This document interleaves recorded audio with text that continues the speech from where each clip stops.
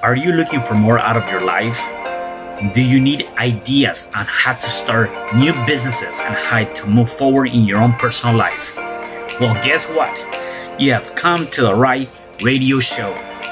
At You Can Overcome Anything podcast show, you will learn and hear from many people from all walks of life who are sharing their challenges, their stories, the habits, and the mind shifts they had to overcome to become who they are today.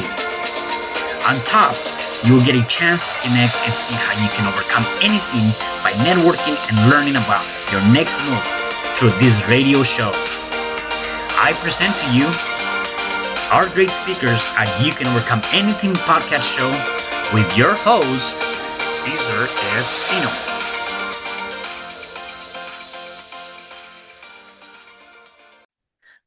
Hello there, and welcome back to another episode of You Can Overcome Anything podcast show. It is your host, Cesar Espino, and today I have a special guest. His name is Singh. He is the founder of Singh Leadership and co-founder of VISOR Analytics.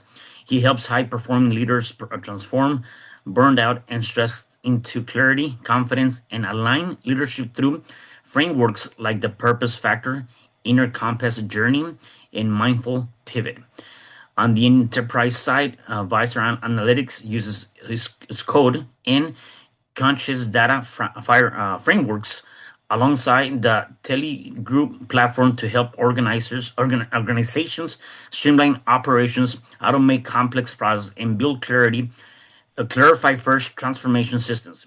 His unique perspective blends personal leadership transformation with enterprise level operational and intelligence. Singh, it's a pleasure to have you here. How are you today? I am great. Thanks for having me, Cecil. Yeah, no, definitely. Yeah, appreciate that. So tell me a little bit about you.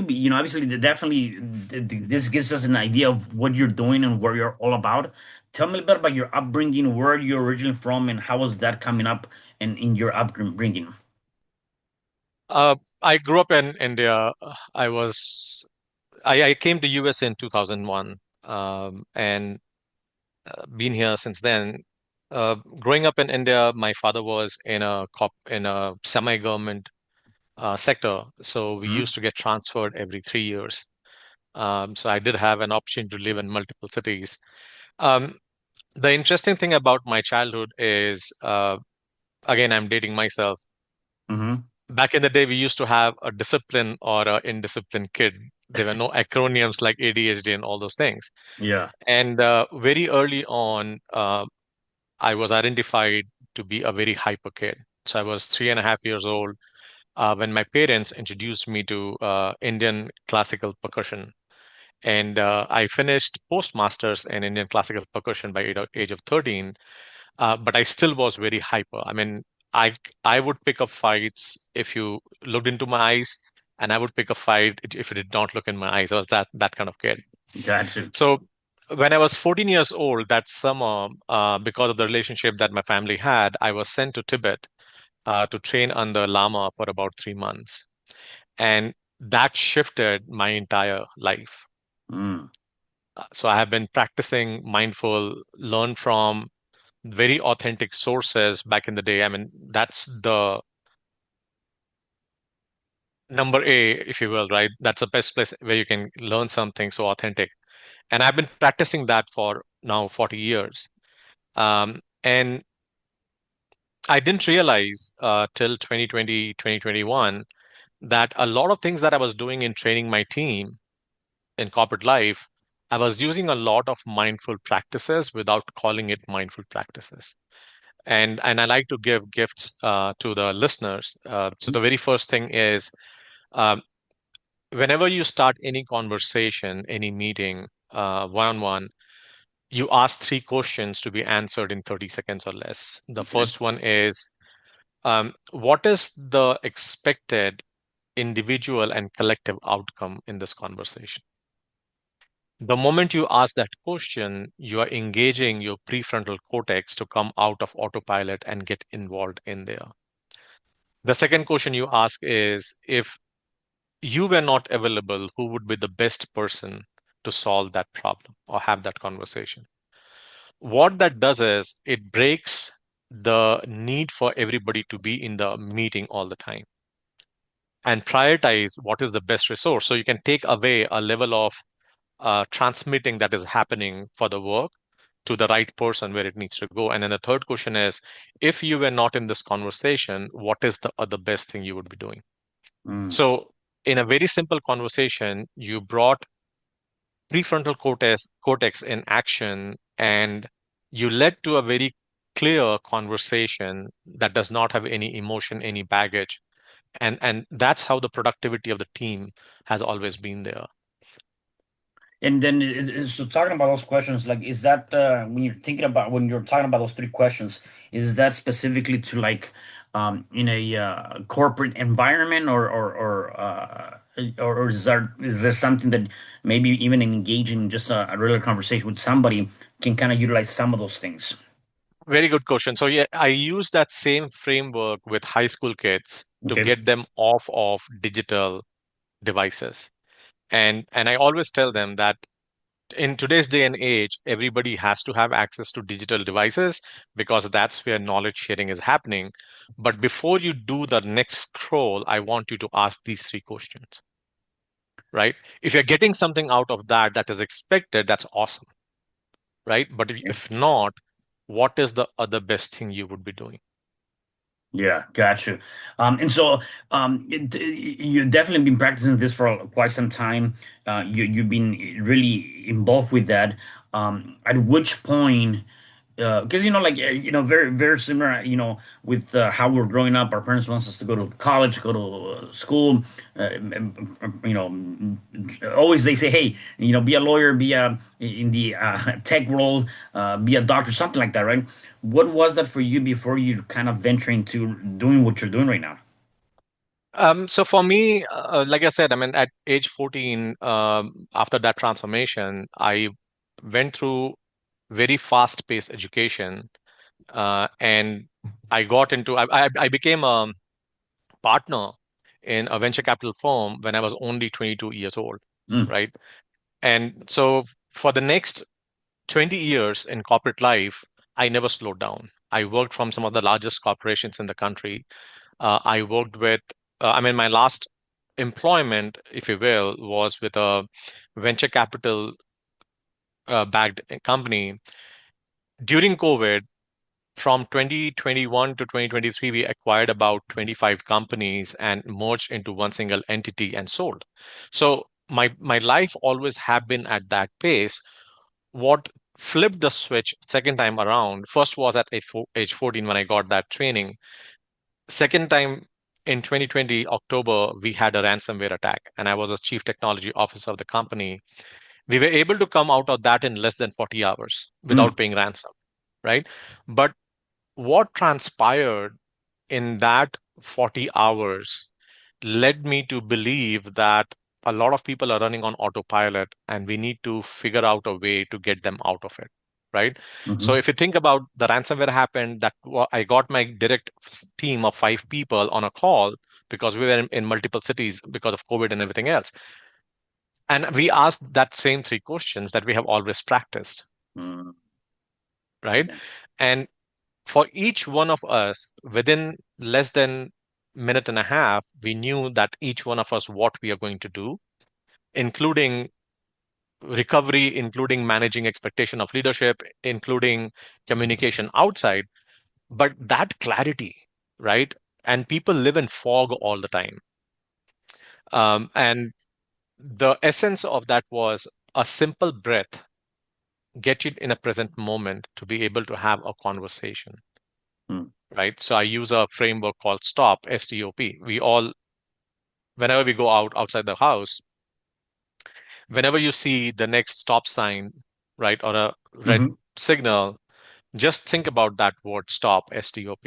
Just stop your brain from going away and feel where you feel the tension in your body, right? Observe that, give it a name, right? Take a deep breath and move on to next. So my target became from 21, 22, 23. How can I introduce micro practices, right? For me, mindfulness and mindful practice does not mean that you have to twist your body in 200 different ways, right? It does not mean that you have to take a vow of silence. None of those things, right? It's simple present by present moment that you live, Mm, yeah. right? And then once you can start doing moment by moment, then the practices are there to expand it from a minute to a day to a week to a month. It's a lifestyle. It's a mindset shift that needs to happen. The two fundamental problem with humanity today, right? The first one is the only thing that differentiates biologically whether we are alive or dead, except for brain damage, is your breath that you're breathing. And that is one thing that we have lost our connection to. Mm, We have lost our connection to that deep breath. The second problem with humanity is because we are all always running on autopilot, every engagement and every conversation that we are having are very, very superficial. mm, yeah. Right. Yeah, and when you say that, you're right. I mean, even when we're thinking about just breathing, right? Unless you think about it, you don't know that you're doing it, right? And again, it comes back to the idea of every now and then, you have to come back to your breath and just kind of, I think it gives you that sense of relief and or not worrying, right? That's one thing that you've mentioned here too that I see on my notes is obviously the stress is a killer, and again you got to be able to come back to that, right? I'm definitely curious about the three words, and I think, or the three questions that you're asking, and so I wanted to further understand that for the listeners too, because I think that's very powerful. I definitely like the content and the questions. You talked about when you ask those questions. Are you expecting an answer from somebody, or if I'm asking this to you, am I expecting this to be answered within a minute or so? Did I just ask and stay quiet? Like, give me a bit more of that, because obviously, Right. if I'm asking that, how does that Mhm. conversation go? Because I think it's huge. So let's see the mechanics of what is happening. The moment I said, okay, what is the individual and combined outcome of this? The moment I say this, your brain automatically comes into the present moment, Mm, right? The framework I use is pivot. So you paused and you became an observer in very quick 30 seconds to say, okay, you don't have to write a book of what you want, just a couple of words. Because what you're doing is, if you cannot clearly articulate in 30 seconds what you want out of this conversation in next 1 hour, are you really here? no, right. Right? The statistics shows that, and this was staggering, right? Statistics shows that 85% of leaders in corporate America today, they are not present in the first 5 minutes of their meetings Mm, because wow, they're still playing the previous conversation, the previous email, the previous text, the previous game, whatever was there. So this is a good way of, very simple way of bringing your prefrontal cortex in present, got it, got it. right? The second thing that you did was the moment you have your prefrontal cortex engaged and you said, okay, in this conversation, I want to give the best gift to the listeners of Caesar. Hmm. The moment I said that, I took away the ambiguity from what is going to happen. I took away the emotional baggage from what is going to happen, right? I told my brain that this is not fight and flight, this is a comfort zone, Mm, yeah, yeah, got right? it. So when I tell the brain this is not fight and flight, this is a comfort zone, the amygdala stops working. The moment that stops working, now your brain is sending resources to all your organs. Got it.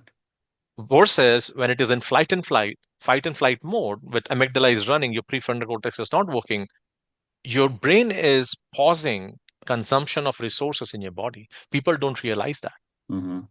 right? And when they stay in that fight and flight mode for 6 hours, 8 hours, 9 hours, 10 hours, the body is not getting the nutrients you need. Yeah, got it. So just a deep breath, 3 deep breath can change your perspective in a conversation. Wow. Yeah. Yeah, and I hear a lot about, two things that come to mind. Number one, even just asking these questions, it kind of brings back that idea of creating in essence, a pattern interrupt, right? Because you're right. I mean, Exactly. I Mhm. may be here, not listening to you, not really plugged into the conversation, and so by you asking that question, again, you're bringing them back to the present, in essence, creating that pattern interrupt so that they can be more here, right? And I like the Right. second thing goes back that it reminds me of the idea of the three breaths, right? Being able to, there's a lot of studies and people that practice this where you do breath work, right? And I've done that Right. myself where in the past I've done a lot of breath work, and it really brings you again just in the moment here and starts allowing you to see different things when you do it in a consistent basis, and or you again actually take the effort to know that you're breathing and take that breath, right? And so Right. that's definitely huge. So let's talk about everything that you're doing right now. So you were talking right before we got on that you're going to be having a somewhere of a convention or something out here in Mm. LA. Tell me a little bit about the things that you practice and you help. Obviously you go out and teach people these things. Let's Right. give a bit of a preview of that. So there are two things that I would like to explain. One Mhm. is at the individual level, and then the other one is at a team or company or Yep. family or whatever you want to call it. Um, on an individual level, I follow the framework called Progress, PROGRESS. So it's purpose, reflection, organizing, and then grit, resilience, empowerment, self support, and sustainability. From grit all the way to sustainability are the things that you have to figure out to do to get the result, but the result definition is in PRO. P is purpose. So we Mm, have a purpose factor assessment that less than 20 minutes, we can show you exactly what your purpose in life is. And the way we had defined purpose is what is the best of what I have to give others? okay. That's purpose. When I do that and I live by purpose, I get fulfillment in three G's: grace, gratitude, and growth. I see people growing. I see grace in that. People thank me. That's gratitude and my own financial growth because more and more people get involved in it. But then that assessment expands into showing you what are the things that frustrates and fulfills you, right? Mm, And when you start working on that, the goal is how can I do more of the things that fulfills me and less of the thing that frustrates me, yeah. right? So right there is a big thing sort of that you don't have. But then even after you did the assessment, the second problem then comes is people have lost the knowledge of reflecting, Mm, right? Knowledge of reflection means that at any given point in time, can you take a break, a moment, a deep breath, and feel everything that's happening within you? And the moment the way I explain that, Caesar, is that the moment we use the word mindful, what does that really mean in simplistic word? Mind is already full all the time. As long as we are alive, brain is firing neurons 24/7 and is getting information and intelligence from all our senses. But because we are in autopilot, we are not tapping into the intelligence, right? So mindful practice means that you become absolute observer to be able to tap into that intelligence that's coming, right? So we have created micro journaling that takes less than 30 seconds to a minute that you start doing over days. Then comes organizing. Organizing has two parts. One is emotional organization, for which we train people on how to expand their vocabulary. okay. Because if you think about it, you talk to anyone, they have limited their emotional vocabulary to five, six, seven words. Right. But there are 250 plus words that you can use to share your true emotions. And then the second one is relationship. So for relationship, the book that I have circle up, it has identified seven relationships that every individual need to have in their life, both personally and professionally. So we go through that. circle exercise with them to identify if they have the right people. And it's Compass, COMPASS, right? So clarity partners, your advocates for your opportunity, opportunity advocates, mentors, pillars, soulful connection, right? Your support. So do you have those people in your life, and how to go and get them in your life, Got it. Yeah. right? And that's where we run them through, say, okay, what are intentional, very small things that you can start doing in every day that becomes a full flywheel for you to grow further. Yeah. Yeah, I love that. Let me ask you this. So, one of the things you mentioned, right? And this is like really good information. I love this. You mentioned, obviously within, uh, uh, really 20 minutes, I think you mentioned we can find the purpose of somebody. What if someone is watching or somebody that says, "Hey, I don't know what's my purpose. I don't know what is that one thing that I do good that can bring that gratitude and provide, right? How do you help somebody? Mhm. Because maybe again, a lot of people do have that questions like, I know I want to do something and I know I can do something. I just don't know what is my purpose. I don't know what that is, right? How can we help them find that purpose? Within that conversation, within that one day, like, hey, or do this to be able to get your purpose out. So we do that all the time. The easiest way for anyone, and I'll send you the link so you can take the assessment too. So there are two parts to it. One is to take the assessment itself. Anybody can go on my website, singleadership.com, and take the purpose factor assessment. That you get a 45-page report, Okay, right? nice. Wow. The trick is to spend 90 minutes after you have taken the assessment for me to help you walk through what exactly that assessment is, Mm, right? So the way we look at the assessment is there are four archetypes that we identify. okay, got it. There is a natural advantage, something that you have been doing as a kid, right? Like some kids are good cheerleader, some kids are good in breaking and fixing things, some kids are good at convincing elders to do something, right? The second is full passion. What is something that you gravitate towards? And you do that even at your expense of time and resources, Mm, right? Those two becomes your nature. That's who you are. Then you have acquired skills, things that you have learned through experience and education, right? And then you have your origin strength. Early on in life, your brain creates a way of managing or working in tough conditions, in difficult situations, right? So those two, origin strength and acquired skill, is your nurture. Based on that, there are certain beliefs and values that is identified in that. More than often, when you look at things that frustrates you, it is because one of your values and belief is not getting met, got it. Yeah, right? So I offer a 90-minute one-on-one conversation to walk you through and give you very clear exercise from there on of self-reflection, that if you want to come and join the 12-week program, you're more than welcome to join. yep, Even if you don't join the 12-week program, in that 90 minutes, we are able to give you enough information that you can at least have a direction where you want to go. got it, got it. That makes sense. I love that. And then what if maybe once you're going through that assessment or that the 90-minute program and you identify those things we just talked about, um how often and do maybe somebody says, okay, now I get it, and while I understand that based on going through this might be, my forte. Maybe I just don't see myself doing that anymore. I want to do something different.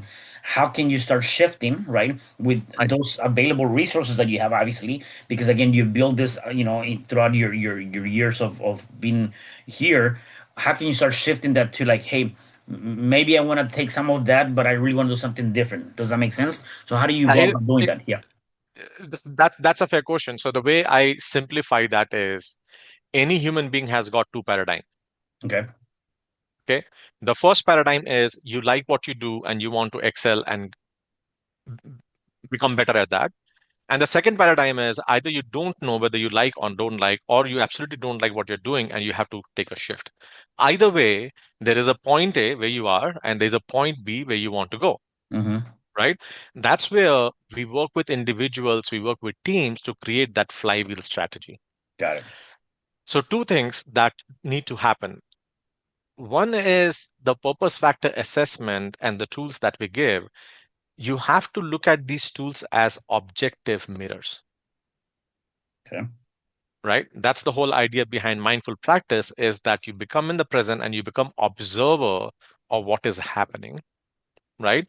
And two, whether you work through our program or you do it yourself, there has to be some kind of accountability metrics in your life, Mhm. because anything that is not measured is never mended, Correct. Yep. Yep. right? So we create those scientific tools and hand it over in 12 weeks for folks to work through it. And the results and responses has been phenomenal. I mean, we work with teams, companies where we align the strategy and goal of the leadership of the company with individuals. The study says that if your individual employees understand what their true purpose is and how that purpose adds to the objective of the company, the retention goes through the roof. We have seen 45-50% increase in retention, Right. right? We have seen close to 60% reduction in burnout and 30% faster decision making by teams. Why? Because we taught them how to come out of autopilot and live life that is of purpose and in presence. Yeah, yeah, and definitely, I can see that for sure. You know, specifically when you're working with, excuse me, a corporation or companies, right, where they have employees. You know, I think that from that perspective, definitely, as the leaderships are trying to figure out how can we get better, how can we grow, how can we have better projections for the years to come or the months to come, right? Um, I do agree, as you said, that there's going to be some sort of KPIs or measurements to Right. be able to see the performance and make sure that we're tracking properly. Where I see it as a challenge is where if you're working with somebody, and I think this is a very common challenge for the individual people, right? I myself, even though I'm not working for a company and for myself, I like to measure my performance. I like to measure certain things. Mhm. Except again, I do see that as a challenge for the individual to just make a measurement on, hey, how am I eating? How am I, do exercising? Am I doing the right things that are feeding my life on a day-to-day basis, right? Like Mhm. very simple things, like even going back to the idea of just breath work, right?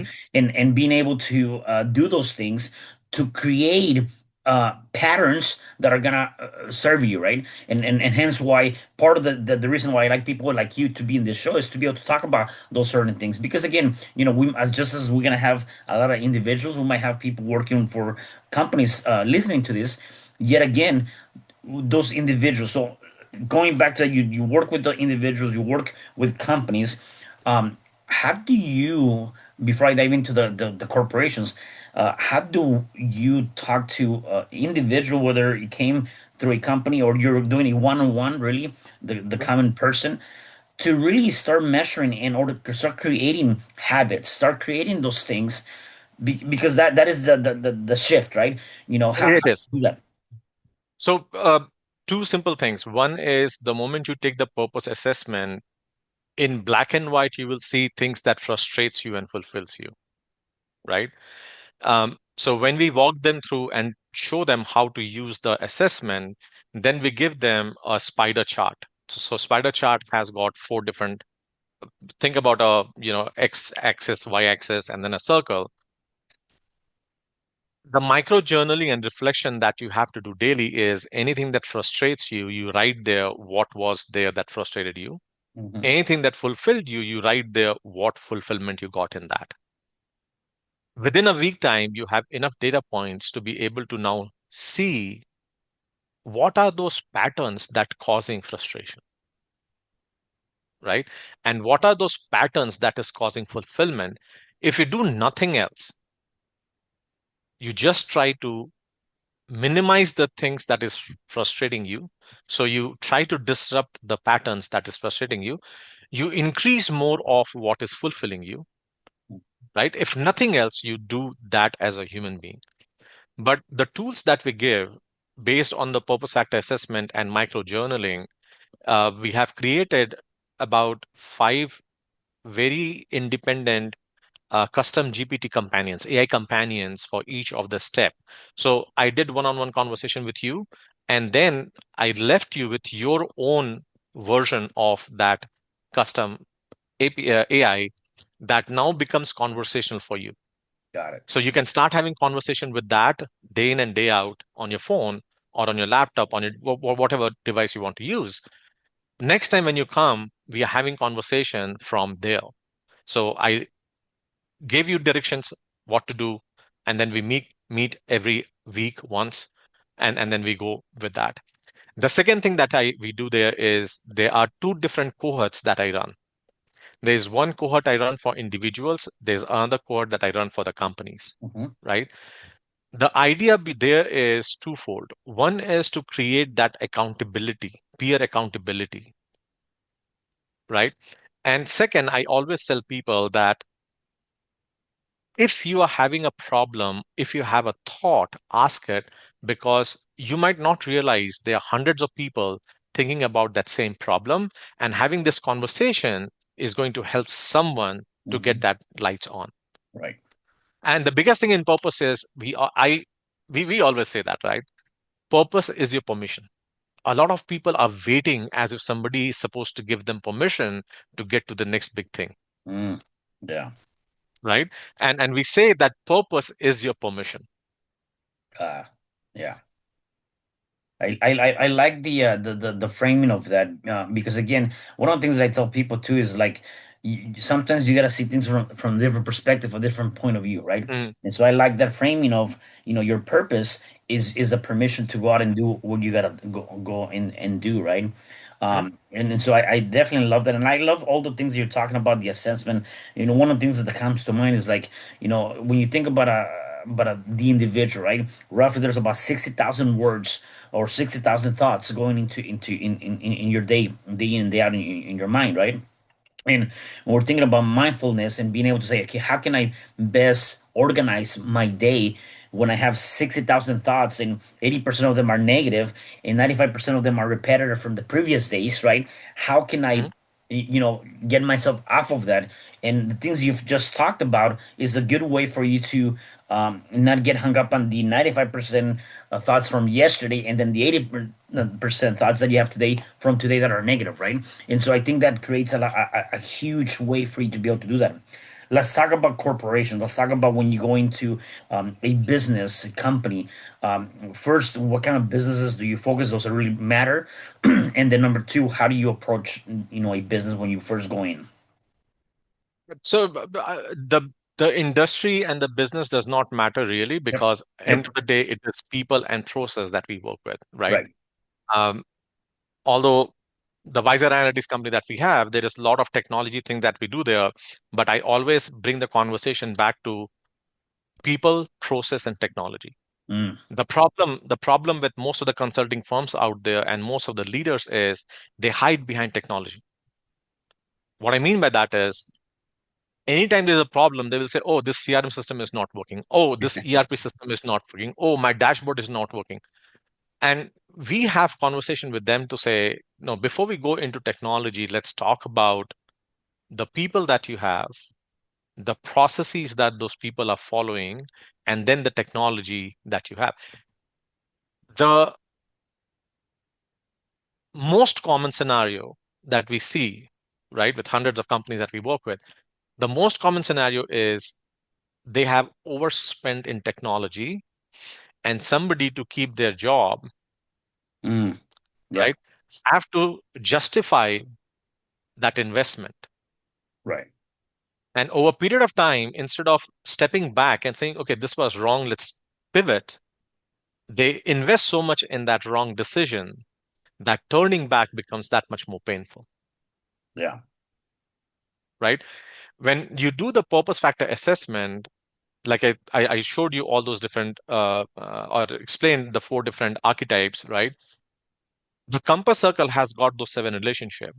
So how do you now frame the team to come together as these are the people in your team who have good solutioning capability. These are the people in your team who have good explanation capability. These are the people in your team. Forget the hierarchy for a second, right? Forget the hierarchy. The hierarchy is more of a HR thing for me.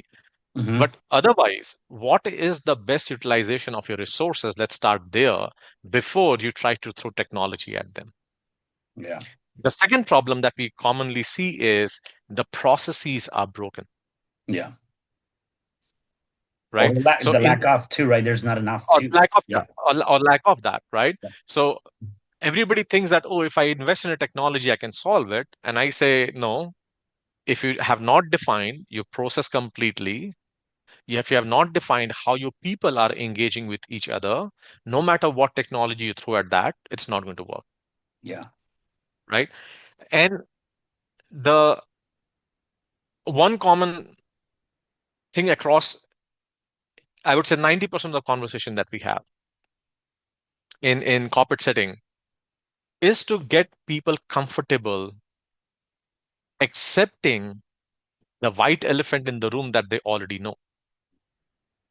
But nobody is wanting to have that conversation because it takes emotional baggage Yeah. to clear things from the past.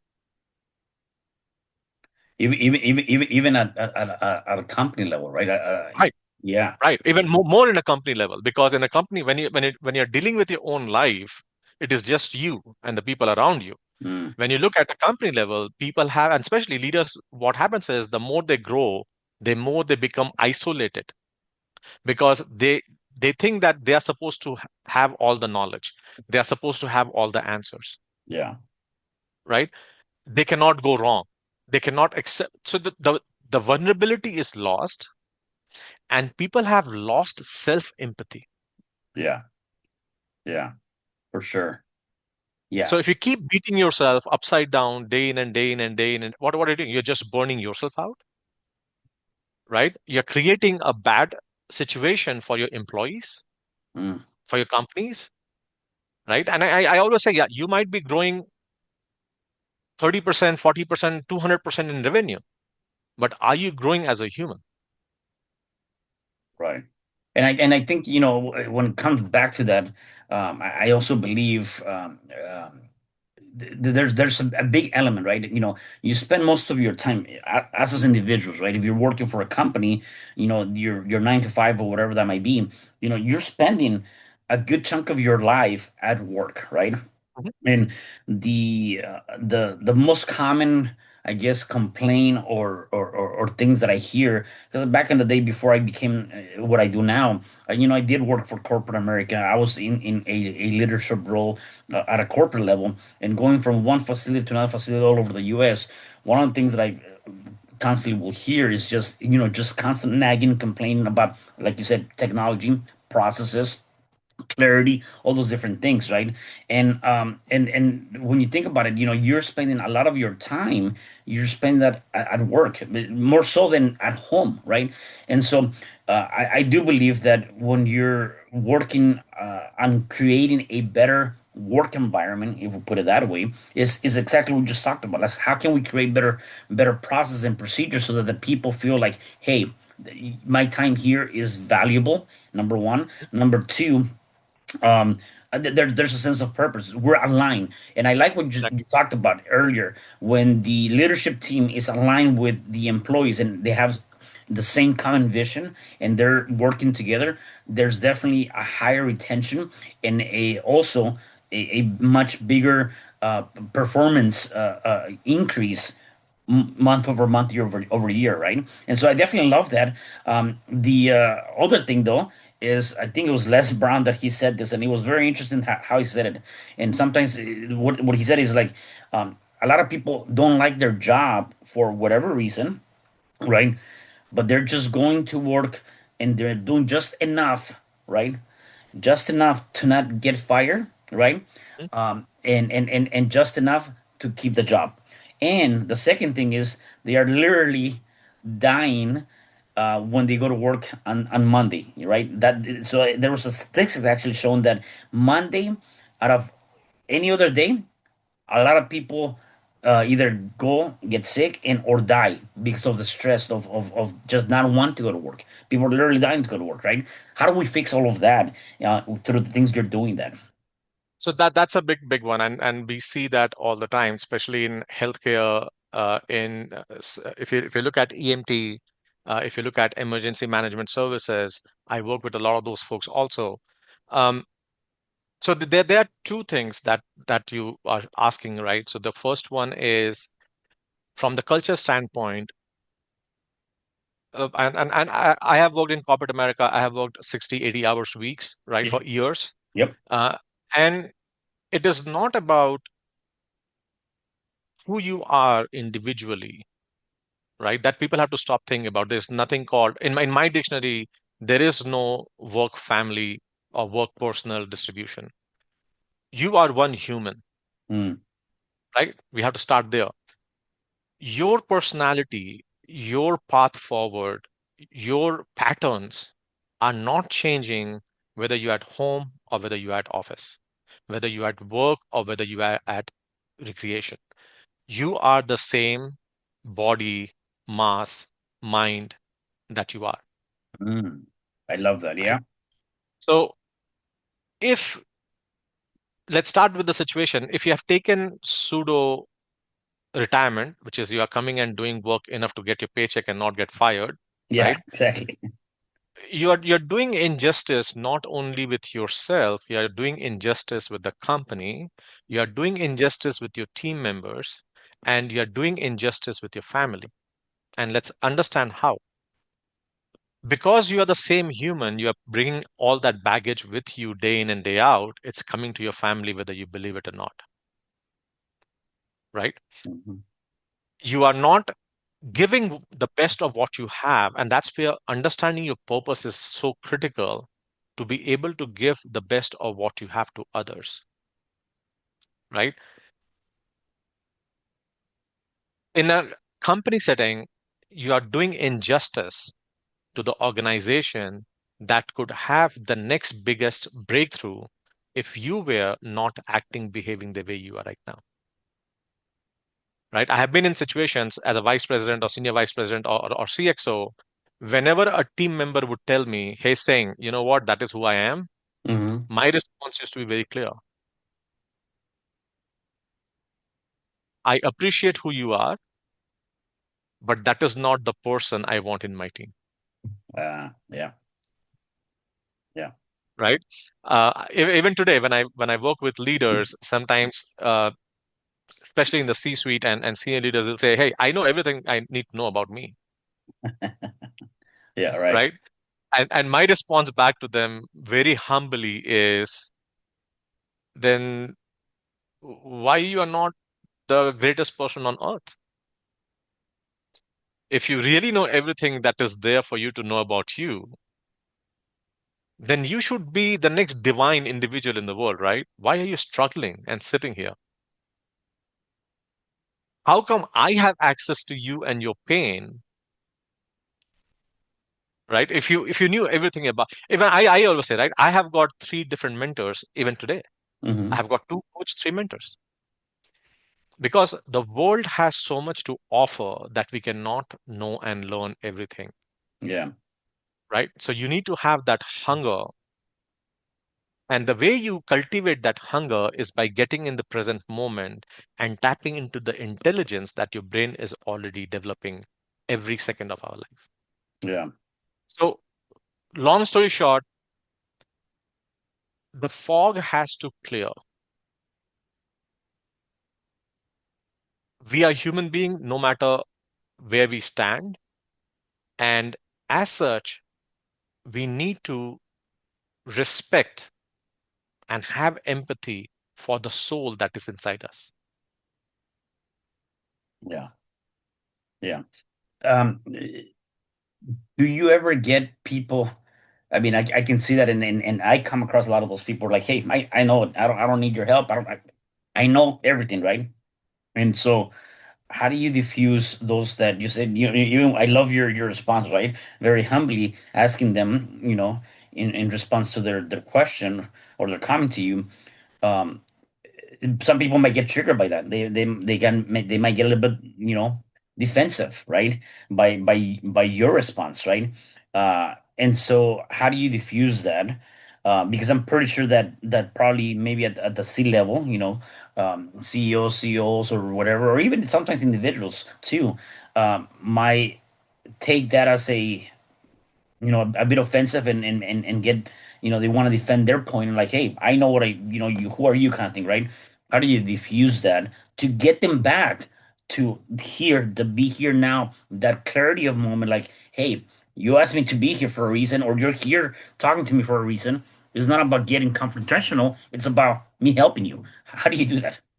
That's a such a great question, and and the response, my response here for your listeners, anyone who can pick this, they will shift their career in a moment. Before I have any conversation with anyone, I ask their permission. Got it. Yep. So, Caesar, I appreciate you have taken the assessment, or I appreciate you having me in front of you. Do I have your permission to have a conversation that can be honest? Hmm. Yeah. Yeah. Do I have a permission to ask your commitment to be honest in your response? And do I have permission that you will excuse me if you don't agree with what I say? Yeah. I love that. Yeah, because then that Right? automatically takes that away from them there. If they agree, great. If they don't agree, right, bye. You can't Right. think. So no matter what work you do, whether you are individually doing something or you're doing in a company setup or you're doing in a government setup, whatever work you do, next time you're having a conversation, ask that permission. Yeah, Because the moment somebody gave you permission, that's your purpose, yeah, right? Your purpose is your permission. yeah. So if you take permission, right there, you have the purpose. I have gone into boardrooms, right? A complete project was everybody agreed not to move forward with that project. I knew that was the right thing to be done at that time. Hmm. And I sat in front of the board and said, do I have your permission to just show you the facts of what will happen if we don't do this? Yeah. You think anyone will say no at that time? No, they'll definitely say, yeah, let's do it. Yeah, for sure. Got it. Yeah. No, I love that. Man, this is such a great, great information. So first and foremost, how can people find out about you? If they want to work with you or at any level, or even, I know you talked about they can take the assessment, right? And then beyond that, how can people find you, get in contact with you? So people can reach me on my website, singleadership.com. So it's SINGHLEADERSHIP.com. You can find me on LinkedIn. I'm very active on LinkedIn. Okay. Um, and just drop me a DM. Go to my website, take the free assessment, and then Yep. schedule that 90-minute call with me, and let's see where we go. Yeah, for sure. A couple of questions that I have for you that Mhm. I think will be of very value. You've given us a lot of great golden nuggets, so thank you for that. What do you do? Tony Robbins refers to them as rituals, right? But the habits, daily habits. What are your daily habits? For you to kind of keep you up and going and stay in this course of life for you. Um, Four simple things. So I shared that I have been practicing mindful practices since Yep. 4 decades. And there are certain things that I have learned in a very traditional way back in the day. So I do practice meditation and breath work every day. Okay. No matter what happens, that ritual is always there. It is a ritual. Is is Um, is is there a time frame that do you block 30 minutes for do it 10 minutes 15 how much of time do you take? so my meditation regime is about 45 minutes every day morning, Okay, and then 30 minutes in evening. got you. That's my personal time, no Yep. matter where even if I'm in plane, I'm doing it. Got it. Um, the second is immediately after finishing up my morning rituals, my second ritual is I sit down with a simple, nothing complicated, just a index card, Okay. right?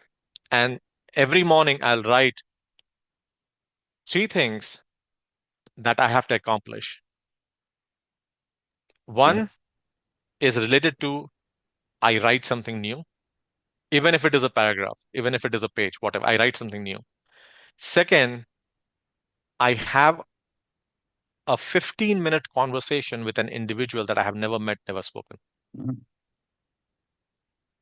So I identify, I write their name, and I reach out to them, right? And third, I identify one thing that I did yesterday that I'm never going to do again.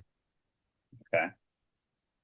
Got it. So let me ask you this. That's awesome. I love that. So, the things you want to accomplish on today, daily, right?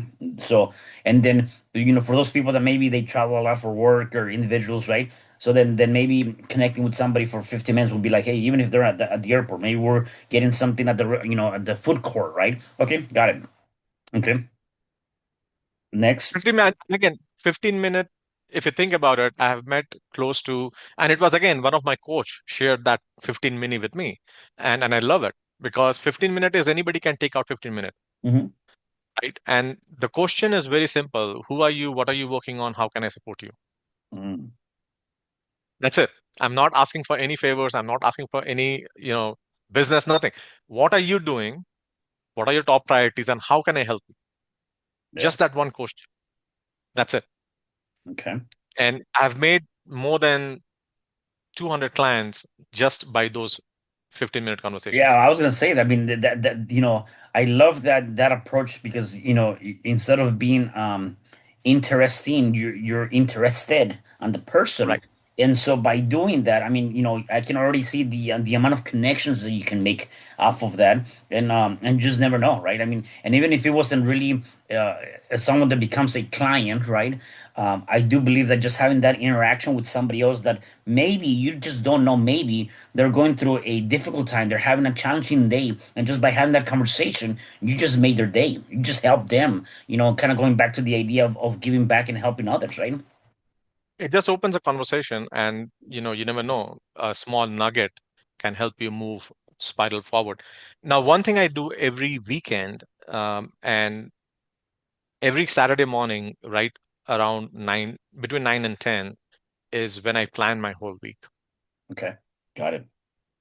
Got right? it. So 60% is set in stone of what I'm doing, where I'm going to be, what are different things that I have to figure out and solve, and business meetings and stuff like that. Okay. 40% I keep a wiggle room because one of the things I have is if you go to my website, they're working on fixing it. When you go to my website, there's a pop-up that comes up, and that pop-up is a intervention time for a leader. And I ask leaders to go there. Um, in last year and a half, you won't believe I have got about 25 people who came through that pop-up because that's a special Mm-hmm. scheduling link for me that overrides all other schedules. I've been blessed to save at least 7 suicides that they accepted after that 1 hour conversation with them. And that was the most humbling thing for me. The most fulfilling thing for me is to someone to say, Singh, you know what? I'm glad I picked up the phone and I scheduled this time with you because I was going to do X, Y, and Z. Wow. That's huge. Yeah, that is huge. And then you said there was fourth thing. So what's the other fourth thing you do? The fourth thing is just make sure that something creative. I do a lot of AI work, Okay. artificial intelligence. Yep. I create a lot of custom GPTs, a lot of different applications, and those kind of things.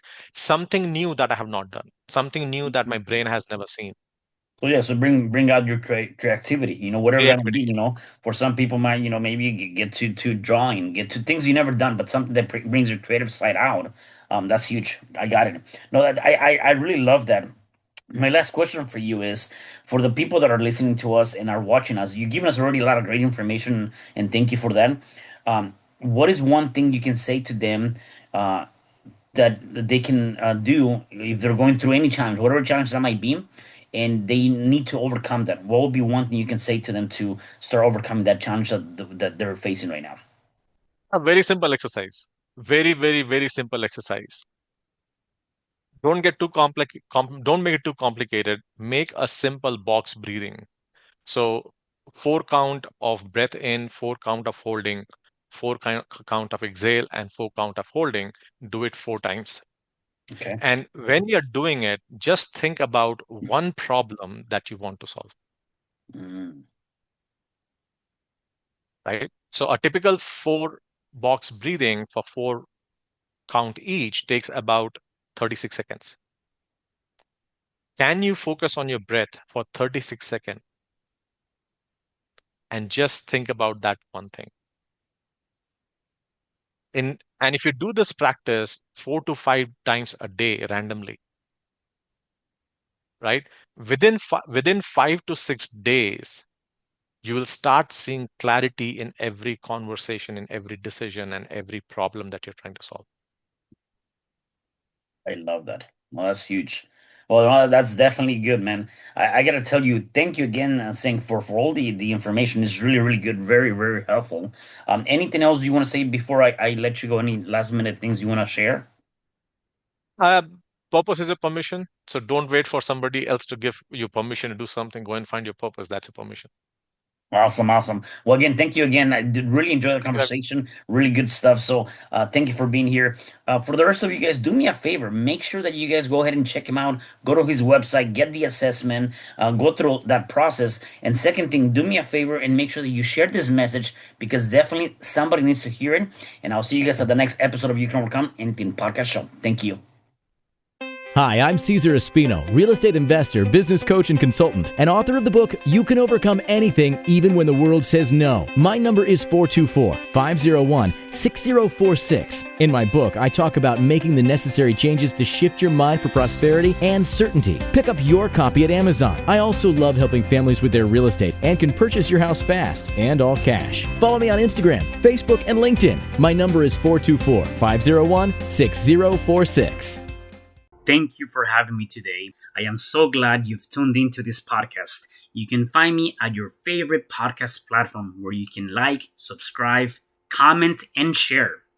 And to learn more about myself, my services, you can find me at www.cesarrespino.com, or you can also find me at your social media.